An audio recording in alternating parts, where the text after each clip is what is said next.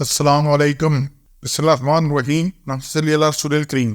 سورہ آل عمران کے 16 مرکزی موضوعات میں سے ہمارا 15واں مرکزی موضوع جہاد فی سبیل اللہ ہے۔ اس کے 7 ضمنی موضوعات ہیں، جس میں سے دوسرا ضمنی موضوع ہے صفات۔ جہاد کی صفات کیا ہیں؟ پہلے 3 نقطے ہیں۔ آیت نمبر 146 میں سے اللہ تعالیٰ سے محبت کرنے والے بہت سے مجاہدین اسلام اس سے پہلے بھی انبیاء کے ساتھ مل کر لڑتے رہے ہیں۔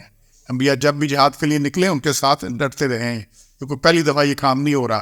دوسرا، ان گزشتہ مجاہد اسلام نے قتال فی سبیل اللہ میں تمام مصیبتوں کو خوش دلی سے قبول کیا۔ اور تیسرا ہے، حالات کی سختی میں نہ انہوں نے کوئی کمزوری دکھائی اور نہ وہ کفر و شرک سے دبے۔ 146 آیت میں اللہ نے بڑی بات کلیئر کی ہے کہ وہ لڑتے رہیں، اور وما ضعفوا، نہ انہیں ضعف آیا، سست ہوئے، وما استکانوا، اور نہ وہ دب گئے کہ ان کے دیکھ کے، ان کے تعداد دیکھ کے، ان کی وہ چیز دیکھ کے، وسائل دیکھ کے، سب کچھ دیکھ۔ اور سب سے اہم بات اسی آیت میں آ رہی ہے، واللہ یحب الصابرین، اللہ محبت کرتا ہے ثابت قدم رہنے والوں سے، جو کھڑے رہیں۔ جو رکے تو کوہ گراں تھے ہم، جو چلے تو جہاں سے گزر گئے۔ جو کھڑے ہوں تو پہاڑ کی طرح کھڑے ہیں انہیں، اور جب چلے تو پھر جہاں سے گزر گئے۔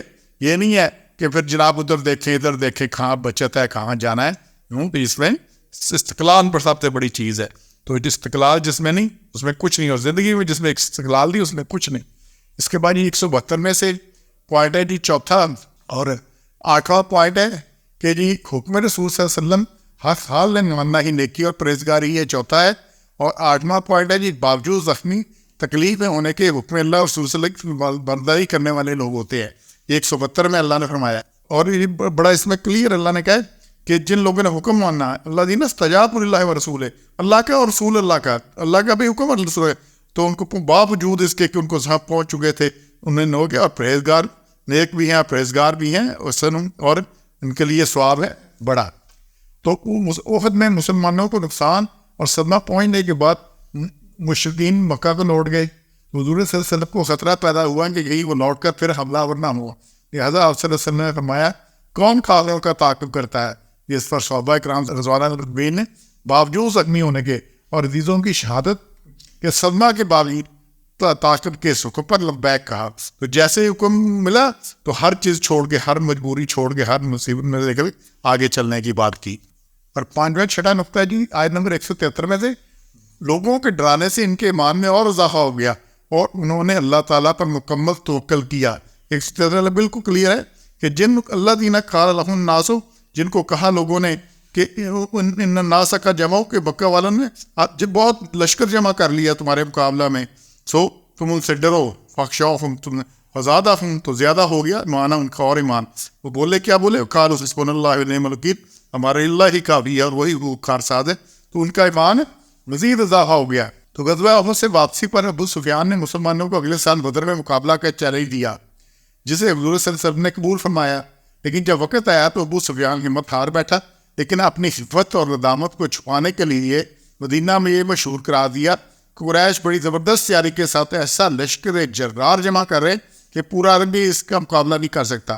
اس خبر سے ابو سفیان کی توقع کے برعکس مسلمانوں کا جوش اور بڑھ گیا، اور رسول اکرم صلی اللہ علیہ وسلم 1500 صحابہ کو لے کر میدان بدر کی طرف روانہ ہوئے۔